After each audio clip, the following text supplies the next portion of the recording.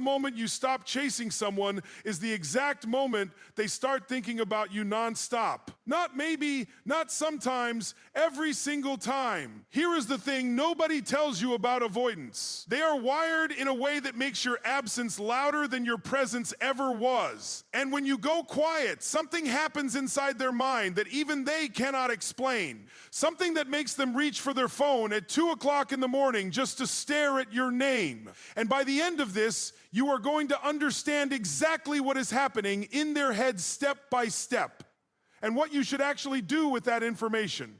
Before we go any further, I want you to drop one word in the comments right now.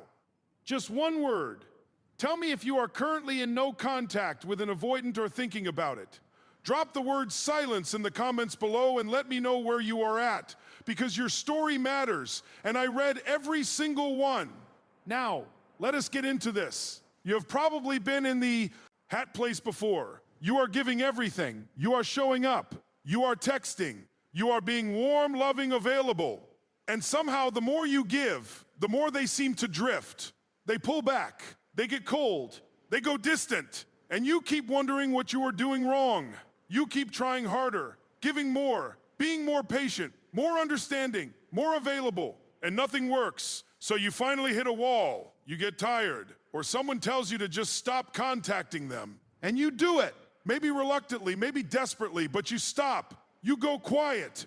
And now you are sitting there wondering what is actually happening on their end. Are they even thinking about you? Do they care? Did they even notice? Oh, they notice. And here's where it gets really interesting. To understand what happens inside an avoidant mind when you stop contacting them, you first have to understand how an avoidant mind actually works. Because it is not like yours. It does not function the same way. And on C, you see this clearly. Everything about their behavior is going to start making a lot more sense. An avoidant person developed their attachment style for a very specific reason. Somewhere early in life, usually in childhood, they learned that needing people leads to disappointment. They learned that getting too close means getting hurt. That, depending on someone, means eventually being let down. So their whole system, their whole internal wiring developed a defense mechanism. Pull back before it gets painful. Create distance to stay safe. Suppress emotional needs to avoid vulnerability. This is not a choice they make consciously. This is a survival strategy that their nervous system developed before they even had the language to describe feelings. It is deeply automatic. It runs in the background of everything they do in relationships. And here is the core of it. An avoidant person has two conflicting drives happening at the same time. On one side, they have the same human need for connection that every person has. They want love. They want closeness. They want to feel wanted and valued just like you do. On the other side, they have this deeply ingrained fear that closeness equals loss of self or eventual pain. So closeness feels threatening even when it is genuinely good. These two drives are in constant tension. And when you are around, consistently available, consistently reaching out, you are feeding the second drive. Not because you did anything wrong, but because your consistent presence activated their defense system. The closeness started feeling like too much. Their instinct was to create space to regulate the discomfort by pulling away. And you probably felt that pull away and chased harder, which activated their defense even more, which made them pull back even more. It is a loop, and it is exhausting for both of you. But then you stopped, and now something entirely different is happening. Let us walk through exactly what goes on inside their mind when the contact stops. And I want you to stay with me through all of this, because each stage builds on the last, and the picture only becomes complete when you see the whole thing. The first thing that happens when you stop reaching out is something that sounds almost insulting at first. They feel relief. Yes, relief. Do not let that hit you the wrong way. I know it stings. I know you want to hear that they immediately panicked and started missing you. But here is why the relief actually works in your favor. When you were consistently in contact, whether that was texting, calling, checking in, being emotionally available, their nervous system was in a constant low-level state of threat. Not because of you specifically as a person, but because closeness itself triggers their defense system. The consistent contact was something their wiring had to constantly manage and resist. When the contact stops, that pressure lifts. Their nervous system exhales. And they think for a brief moment that they were right all along. That space is better. That distance is where they feel okay. This relief phase does not last long, but it exists. And understanding it will save you from making a critical mistake. The mistake of reaching out again too soon just because silence feels unbearable. Because if you reach back out during this relief phase, you just confirm for them that distance works. That pulling back gets them what they want. So you have to let this phase pass, and it will.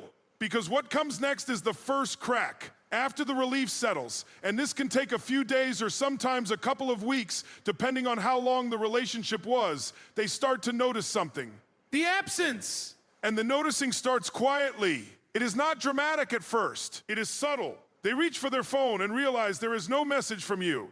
They have a moment in their day. Something funny happens or something frustrating, and their first instinct is to tell you. And then they remember that. You are not there right now. They see something that reminds them of you. A song, a place, a phrase, and there is a small internal pause. This is not the big emotional wave yet.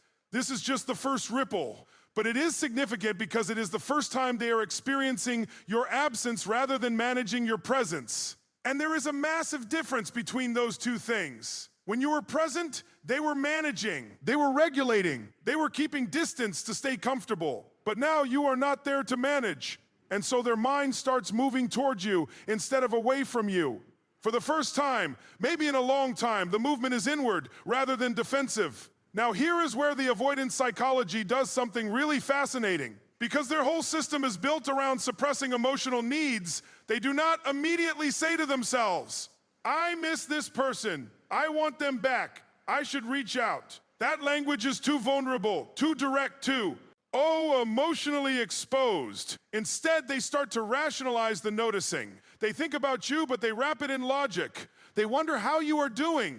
They replay certain moments. They might look at your social media, not to reconnect, but just to check.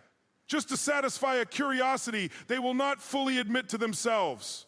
This rationalization is their emotional needs trying to surface while their defense system tries to keep them under control. It is like someone standing at a door they want to open, but telling themselves they are just checking if it is locked.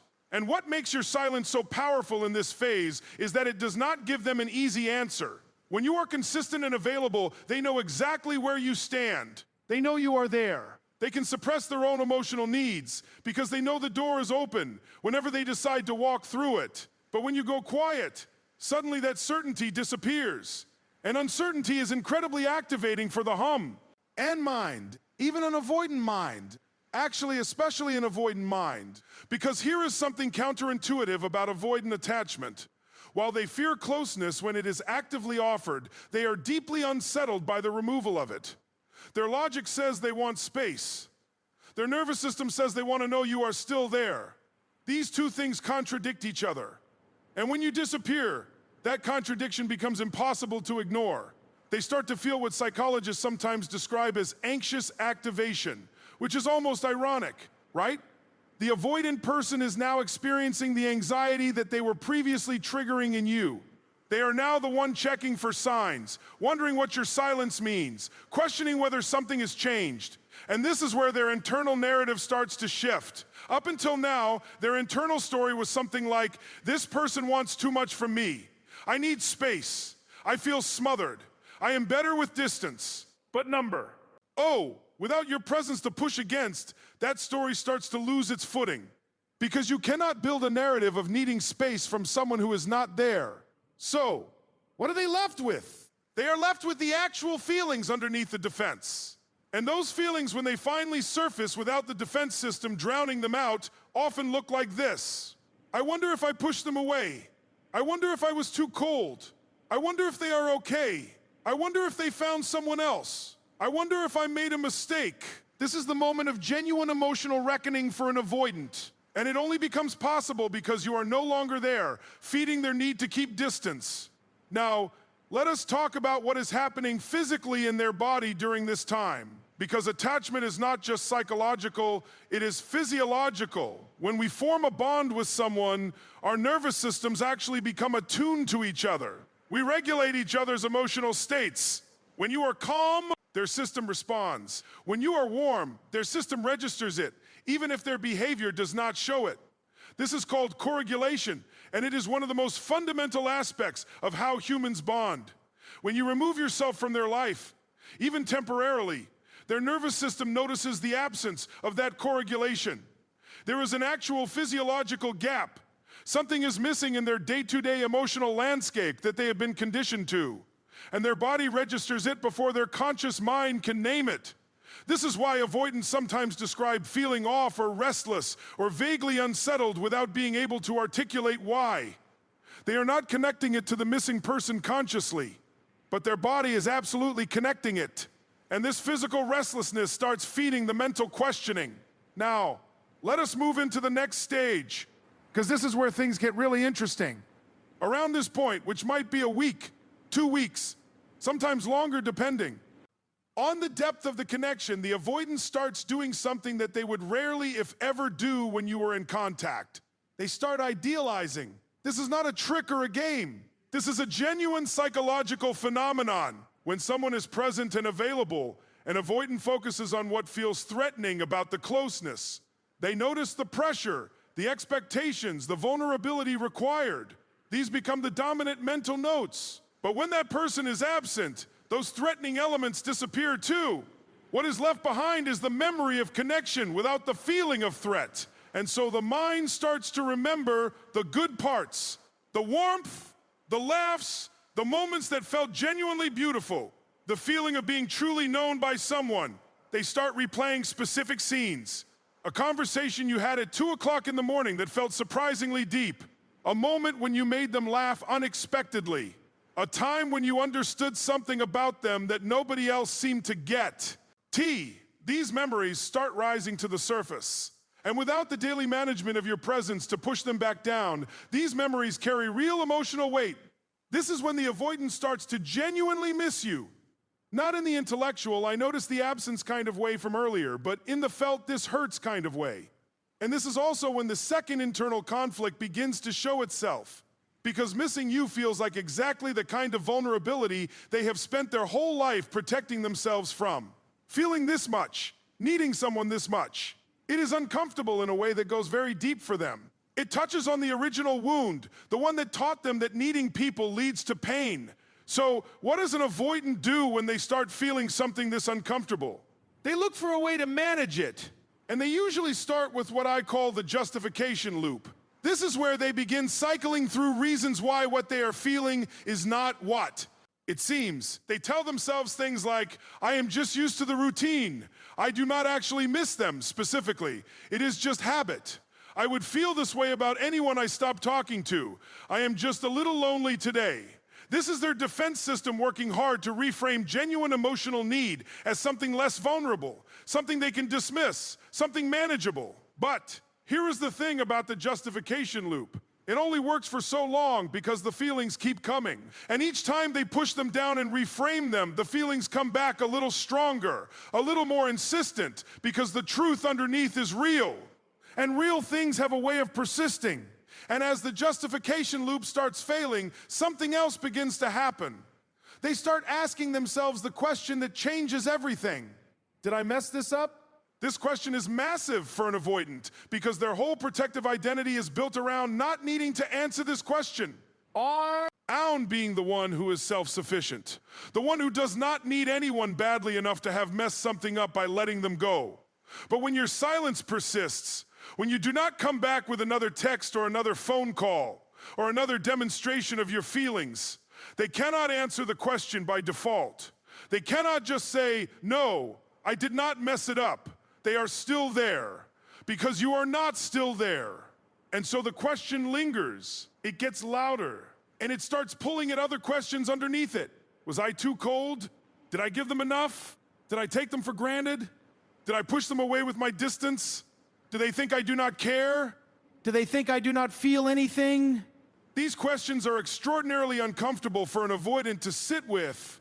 They have spent years, probably their entire adult life, not having to sit with questions like this, because their distance always kept the emotional stakes low enough that it never really mattered. But something about this particular silence from you is making it matter. And here is why. Because the length of your no contact, the steadiness of your silence, communicates something that all of your words and all of your demonstrations of love could not communicate when you were there. It communicates that you have a limit, that you will not wait indefinitely, that your presence is not unconditional, that you have a sense of your own worth that supersedes even how much you care about them. And this is something that an avoidant has almost certainly never experienced before, or at least not from someone they genuinely cared about. Because typically the people who care about avoidance stick around. They tolerate the distance. They accept the inconsistency. They keep showing up. They keep trying. And while that shows love, it also inadvertently confirms the avoidance internal model, which says, my emotional unavailability has no real consequence. People stay regardless. But you stopping contact interrupt. Up TOS that model. It introduces a variable their system did not account for. It says, actually, your emotional unavailability does have a consequence, and I am willing to enforce it. And this is deeply, genuinely unsettling for them. Not in a manipulative way, not in a game-playing way, in a real, this matters to me and I might have lost it way. Now, let us talk about something that happens in this phase that most people never see, because it happens entirely internally, and the avoidant will almost never talk about it openly. They start rehearsing. Mentally, privately, in the quiet moments of their day, they start thinking about what they would say if they reached out to you. They draft messages in their heads. They imagine conversations. They think about how they would explain themselves, or what they would even want to say. And this internal rehearsal is significant because it shows that they are moving towards you, not away. For the first time, the motion of their mind is in yo. Understand direction. They are thinking about closing the gap rather than maintaining it. But they do not send those messages. They do not make that call. And here is why. Because even with all of this internal movement, their core fear has not gone away. The fear of vulnerability, The fear of rejection. the fear that if they reach out and you do not respond the way they hope, it will confirm exactly what they have always believed. That needing people leads to pain. So, they hover, they write and erase, they pick up the phone and put it down. They go to your social media and look at your profile without doing anything. They are in this in-between space where the desire to reach out is growing, but the fear of what reaching out means is still present. And this hovering phase is one of the most important moments of your no-contact period. Because what you do, or more precisely, what you continue not to do during this phase makes all the difference. If you break the silence now, if you reach out, during their hovering phase, you immediately relieve the tension. And you relieve the tension before they have gone all the way through the process of reckoning with their own feelings, before they have fully sat with the question of what they might lose, before they have arrived at the moment of genuine choice. By staying quiet, you are not being cruel. You are not playing a game. You are actually giving them the space to complete an internal journey that they cannot complete while you are actively present. Because your presence will always activate their defense system before they can get to the real feelings underneath. The silence is the only environment in which an avoidant can actually hear themselves. And what they start to hear in that silence is the thing that usually gets drowned out by all of their distance and all of their self-sufficient narrative. No contact affects avoidance more deeply than most people realize. At first, they may feel relief, but over time, something else shifts. They begin comparing the version of you who was always chasing, always available, with the version of you who is now quiet, grounded, and no longer seeking their validation. And strangely, this version of you feels safer to them.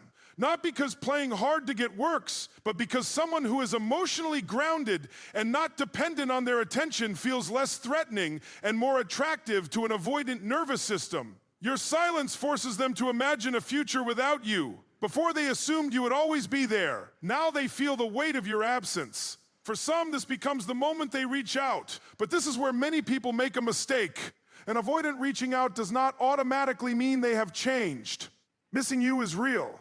Wanting connection is real. But desire without growth often leads back to the same painful cycle. If they come back, the dynamic must be different. Warm, but boundary. Open, but self-respecting. No more chasing, because real no see. Contact is not about making someone miss you. It is about finding yourself again. You stop obsessing over their responses. You reconnect with your own life, needs, friendships, goals, and peace. And in doing so, you become capable of something healthier, whether with them or someone new. The hard truth is this: not every avoidant comes back. Some care deeply and still choose distance because vulnerability feels scarier than loss. And painful as that is, someone who feels but cannot act is still someone who cannot meet your needs. So the real question is not, will they return? It is, who are you becoming during the silence? Because if they return and have done the work, you build something different. If they do not, you leave stronger, clearer, and more whole. No contact is not punishment. It is self-respect. The goal was never to make them miss you. The goal was to stop losing yourself. If this resonated with you, make sure to subscribe to Relationship Coach for deeper insights on avoiding. See healing and healthy love. Share this video with someone who needs to hear it. And keep watching. Your next breakthrough might be one video away.